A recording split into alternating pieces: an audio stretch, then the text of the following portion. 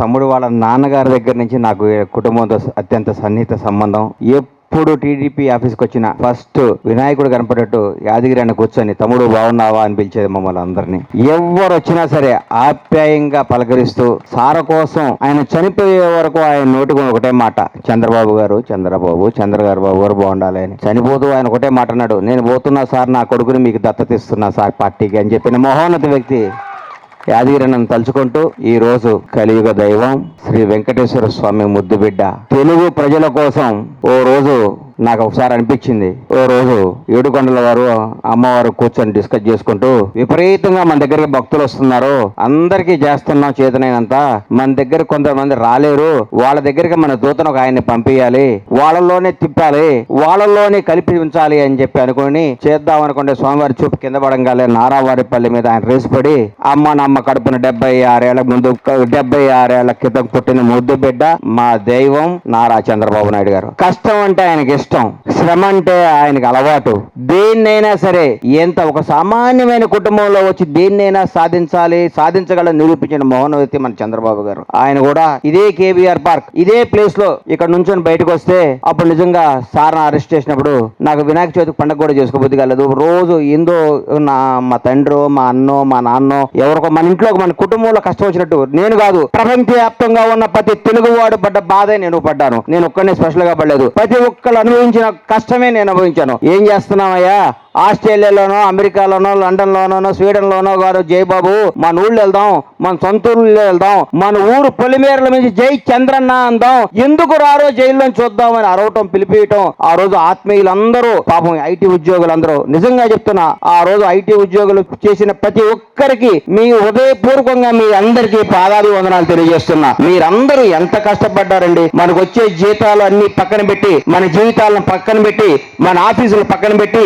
గచ్చిబౌలిలో చంద్రన్న కోసం మేము ఉన్నాం, మీరు లేకపోతే మా భవిష్యత్తు లేదు, మీరే మా జీవితం, మీరే మా తల్లిదండ్రి, మీరుంటేనే కదా ఈ భవిష్యత్తు, ఈ వెలుగు, ఈ చదువు, ఈ సంస్కారం, ఈ సభ్యత ప్రపంచవ్యాప్తంగా ఉన్న ప్రతి తెలుగువాడు జై చంద్ర అని గర్వంగా చెప్పుకునే స్థాయి ఇచ్చిన మీకా సార్ కష్టాలు అని బయలుదేరి వచ్చిన తెలుగు ప్రజలందరికీ ఏమిచ్చి రుణం తీర్చుకుంటాం సార్ అని అనిపించింది నాకు. ఆ రోజు చంద్రబాబు నాయుడు గారు ఓ రోజు మిత్రుడు నాకు చెప్పాడు, 47 ఏళ్లకు 48 ఏళ్లకు ముఖ్యమంత్రిగా ఉన్నప్పుడు కూడా నడి యవ్వన వయసులోనే, ఇప్పుడే 76 ఏళ్ల వయసులోనే ఎంత కుర్రాడుగా ఉంటే అప్పుడు ఇంకెంత బాగుండేవాడు. సింగపూర్ మొత్తం తిరిగి ఆయన గురించి మీకు చెప్తా. సింగపూర్ మొత్తం తిరిగారంట, మీటింగ్స్ అంతా అయిపోయినాయంట. రాత్రి 10కి అందరినీ స్టాఫ్ అందరినీ పంపించేశారంట. అందరు వెళ్ళిపోండి, రేపు మార్నింగ్ 6 o'clock రెడీగా ఉండండి. పక్కన ఒక మిత్రుడు ఉన్నట, నేను స్నానం చేసి వస్తాను, నువ్వు రెడీగా ఉంటూ బయటకు వెళ్దాం అన్నట. ఆ మిత్రుడు సార్ స్నానం అన్న రామకృష్ణ గారు అన్న సార్ గురించి చెప్తున్నది ఒక మటనాలే. సార్ సింగపూర్ లో పైకి వెళ్ళారంట, రూమ్ లోకి వెళ్ళి స్నానం చేసి వస్తాను, మరిద్దరం ఎవరికి చెప్పొద్దు బయటికి వెళ్దాం అని. సార్ మస్తు ముఖ్యమంత్రి అయినప్పుడు అని రెడీ అయితే కింద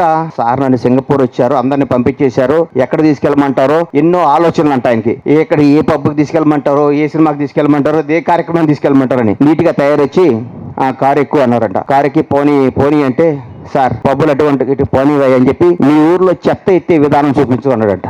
చెత్త సింగపూర్ ని ఎట్లా క్లీన్ చేస్తారో చూపించు అన్నారంట. సింగపూర్ లో డంపింగ్ యార్డ్ ఎక్కడ ఉంటుందో చూపించు అన్నారంట. సింగపూర్ లో ల్యాబ్ ఎట్లా క్లీన్ చేస్తారో చూపించు. తెల్లవారు 4 వరకు ఆయన చెప్పుకొని సింగపూర్ మొత్తం చూసుకొని ఇట్లా మా హైదరాబాద్ తయారు చేయాలయ్యా, ఇట్లా చేస్తానని వచ్చి పడుకున్నారట. ఆ రోజే ఆయన భవిష్యత్తు గురించి అంత ఆలోచించిన వ్యక్తి ఆయన. ఏ రోజు కుటుంబం కోసం ఆలోచించలేదు, ఏ రోజు తన స్వార్థం కోసం ఆలోచించలేదు, ఏ రోజు ఆయన కుటుంబం బావబామర్దులకు భవిష్యత్తు ఇద్దామని ఆలోచించలేదు. తెలుగు ప్రజలకు భవిష్యత్తు ఇద్దాం, తెలుగు వాడిని ఎక్కడో పెడదాం, తెలుగు వాడిని ప్రపంచాన్ని శాసించే విధంగా తెలుగు యువతను తయారు చేద్దాం, తెలుగు వాడు ఎవరి మీద ఆధారపడకూడదు. ఒకప్పుడు దివిసీమ తుఫాన్ వస్తే ఆ రోజు వ్యవసాయం చేసుకునే కుటుంబంలో ఎట్లా బతకాల, బిడ్డల్ని ఎట్లా చేయాలని బాధపడే తల్లిదండ్రులు ఎంతో మంది ఉండేవారు. వాళ్ళందరికీ భగవంతుడు రూపాయన చంద్రబాబు నాయుడు వచ్చి ఐటీ రంగాన్ని తీసుకొచ్చి చదువుకొని ఈ రోజు ఒక్కొక్కరు లక్షలు కోట్లు సంపాదిస్తూ బ్రహ్మాండంగా బతుకున్నారంటే అది చంద్రన్న దయే కదా. మనస్ఫూర్తిగా ఆలోచించండి. ఈ మధ్య ఎవడైనా ప్రతి ఒక్కరు ఒక మంచి వ్యక్తిని విమర్శించడం చాలా ఈజీ. ఒక మంచి వ్యక్తిని పోనీలే అనే మంచి వ్యక్తి సార్ అదే చెప్తున్నా. సార్ మీ బర్త్డే రోజు అడుగుతున్నా,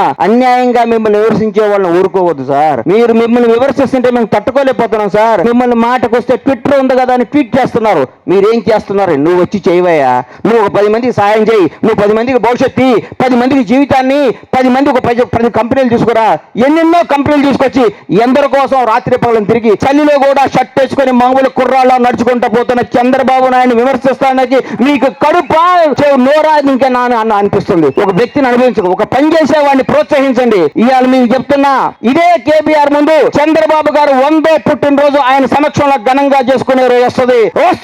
రాబోయే 25 ఏళ్ల పాటు అమరావతిని అద్భుతంగా చేసి తెలుగు ప్రజలకు ఎక్కడికో భవిష్యత్తుని కల్పించి తెలుగు వాళ్ళందరూ ప్రపంచంలో మేమున్నా వీఆర్ తెలుగు పీపుల్ గర్వంగా చెప్పుకునే స్థాయికి తీసుకెళ్లే సమర్థ గల నాయకుడు చంద్రబాబు నాయుడు గారు. ఈ రోజు మంత్రులు, ముఖ్యమంత్రులు ఎంతో మంది తయారు చేసిన ఫ్యాక్టరీ చంద్రన్న ఫ్యాక్టరీ నుంచి వచ్చిన యువకులారా, రాజకీయ నాయకులారా, అధికారులారా, ఆఫీసర్లారా, ఎంతో మంది ఐటీ ఉద్యోగులారా, ఒక్కసారి సార్ని విమర్శించే ముందు గుడ్డి మీద చేసుకోండి. మనకేమైనా చేశాడా, దేశానికి ఏమైనా చేశాడా, రాష్ట్రానికి తెలుగు ప్రజలకైనా చేశాడని మనస్ఫూర్తిగా ఆలోచిస్తే నోట్లోంచి ఎవ్వడికి మాట్లాడు. రాజకీయం కోసం, మీ రాజకీయ అవసరం కోసం, మీ రాజకీయ భవిష్యత్తు కోసం ఊరికే ఉన్న ఒక దీపాన్ని, వెలుగుతున్న సూర్యుడిని, తెలుగు ప్రజలకు భవిష్యత్తు ఇస్తున్న నాయకుడిని దయచేసి విమర్శించవద్దని మనస్ఫూర్తిగా కోరుకుంటూ ఈ అవకాశం ఇచ్చిన మిత్రుడు జయరామ్కి ధన్యవాదాలు తెలుసుకుంటూ ఒకటే మాట, జై చంద్రబాబు, జై జై చంద్రబాబు, లాంగ్ లీవ్ చంద్రన్న.